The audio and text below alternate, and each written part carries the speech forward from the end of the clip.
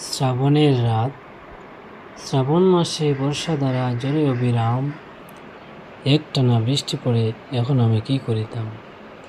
ভেবে ভেবে পাই না আমি এক অন্ধ রাতে, কেমন করে যাই আমি ছোট্ট দাদুর কাছে।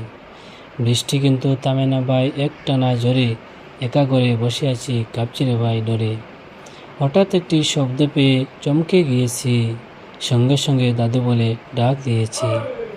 পাশের ঘরে মা ছিলেন বাতি হাতে নিয়ে, ডাক শুনে দৌড়ে এলেন কাপড় মাথায় দিয়ে।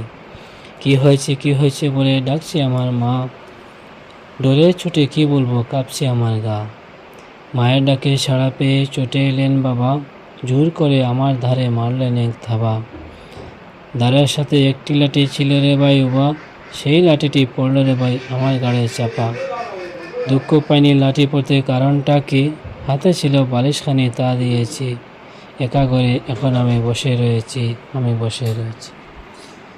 ডিয়ার ফ্রেন্ডস, ছোট্ট একটি কবিতা আপনাদের সম্মুখে তুলে ধরলাম, আমার নিজের রচিত।